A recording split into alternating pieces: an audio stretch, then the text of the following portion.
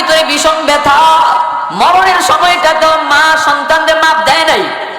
এজন্য আমি আল্লাহ সিদ্ধান্ত নিয়েছি, তুমি বন্ধু একবার নয়, দুইবার নয়, তিনবার নয়, শতবার যদি সুপারিশ করো তবুও কবুল করব না, আযাব বন্ধ করব না যতক্ষণ পর্যন্ত তার মা তারে মাফ না করবে। সিদ্ধান্ত আল্লাহ পাক ফাইনাল জানায় দিয়েছেন।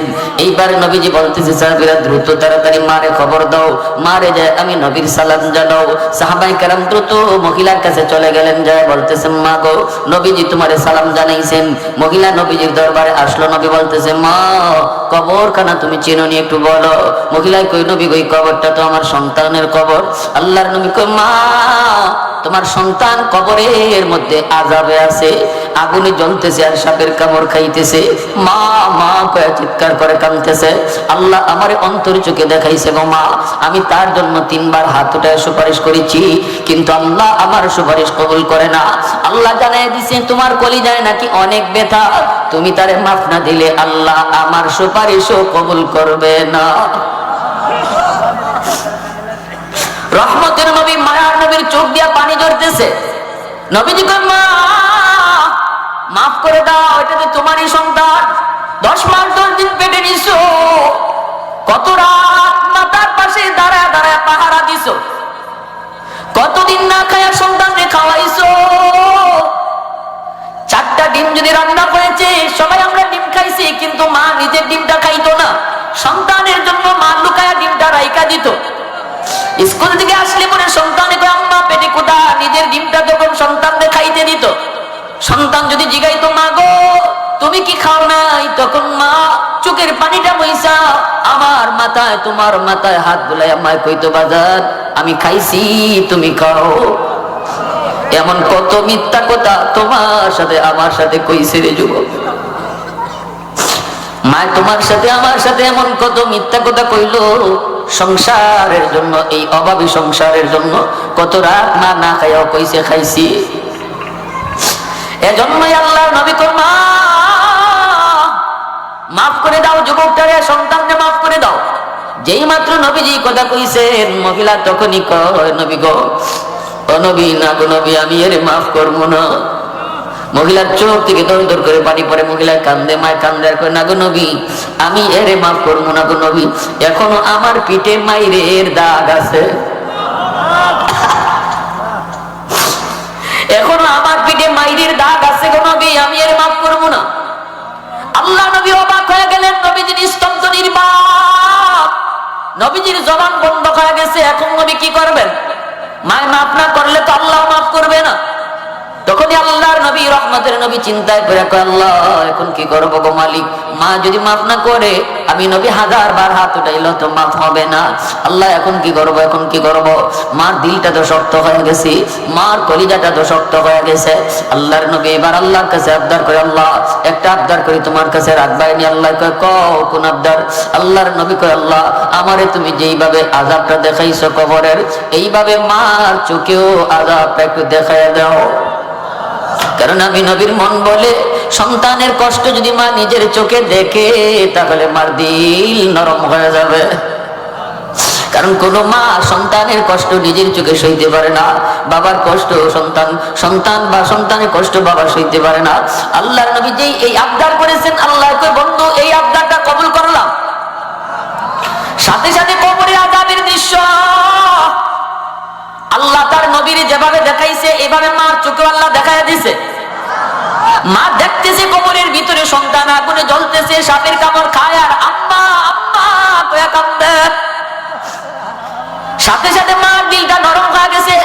মা চিৎকার দিয়া কয়, নবী গো, আমি বুঝি নাই, আমি বুঝি নাই, আমি বুঝি নাই গো নবী, আমি আমার সন্তানকে মাফ করে দিয়েছি। মাফ করতে দেরি হয়েছে, আযাব বন্ধ করতে দেরি হয় নাই। পৃথিবীতে মায়ের মতো আপন কেউ হবে না, তোমরা কোনোদিনও মায়েরই মনেতে কষ্ট দিও না, তোমরা কোনোদিনও মায়েরই মনেতে কষ্ট দিও না।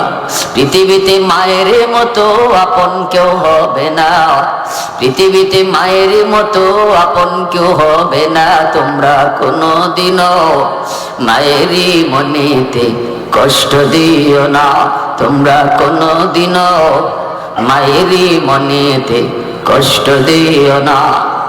কত পাপী এমন আছে মাকে কষ্ট দেয়, মায়ের মনে কষ্ট দিয়ে অভিশাপ নেয়।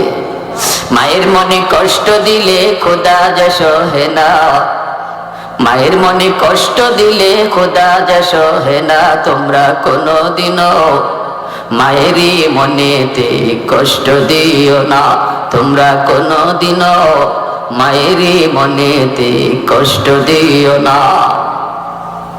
এজন্য আমার ভাইরা বন্ধু, আল্লাহ পাক রব্বুল আলামিন কয়, এ জমিন জাননি এত গুনার পরও আমি জমিন কেন টিকায় রাখছি? দ্বিতীয় দল হলো ওই যুবকগুলি, যেই যুবকগুলি যৌবনে আমি আল্লাহর ভয় করে, যৌবনে নামাজি, যৌবনে বাপমার সেবাকারী, যৌবনে মুরব্বীদেরকে শ্রদ্ধা করে, যেই যুবক যৌবনে আমি আল্লাহর প্রেম অন্তরে জমা নেয়, ওই যুবক যুবতীর সাজদার দিকে তাকাইলো জমিন টিকায় রাখি। 3 নম্বর আল্লাহ পাক বলে ওয়াল আতফালু রুদ্দা, এই জমিনের ভিতরে ঘরে ঘরে কিছু শিশু বাচ্চা আছে।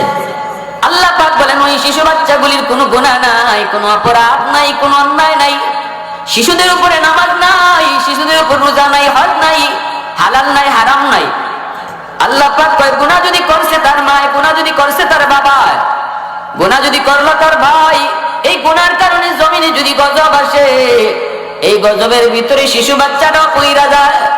অথচ শিশুর কোনো দোষ নাই, কোনো অন্যায় নাই, অপরাধ নাই। ওই শিশু বাচ্চাগুলার দিকে যখন আমি আল্লাহ তাকাই, তখনই জমিনের প্রতি আমার মায়া লেগে যায়।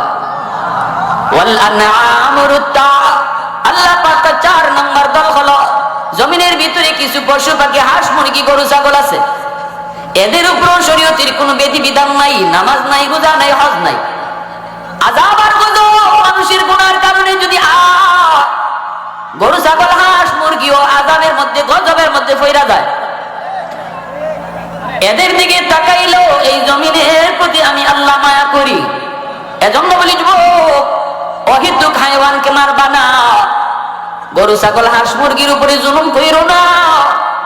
তোমার আমার গুনার কারণে বহু আগে আল্লাহ তোমাকে আমাকে শেষ করে দিত আযাব দিয়া, গজব দিয়া, কিন্তু দেয় না ওই গরুটার খাতিরে, ওই মুরগিটার খাতিরে, ওই হাঁসটার খাতিরে। আল্লাহু আকবার।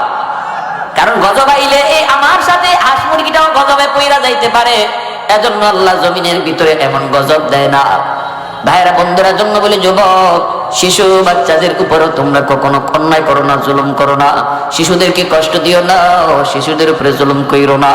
আমার ঘরে যেই বাচ্চাটা আছে অবুঝ বাচ্চা, আমার ঘরে যেই বাচ্চাটা আছে শিশু বাচ্চা, এই শিশু বাচ্চাটা এর উসিলায় আল্লাহ আমরা ঘরে যারা আছি সবাইরে খাওয়াইতেছে এই বাচ্চার উসিলায়। সুবহানাল্লাহ, রাজুরা কন্যা সুবহানাল্লাহ।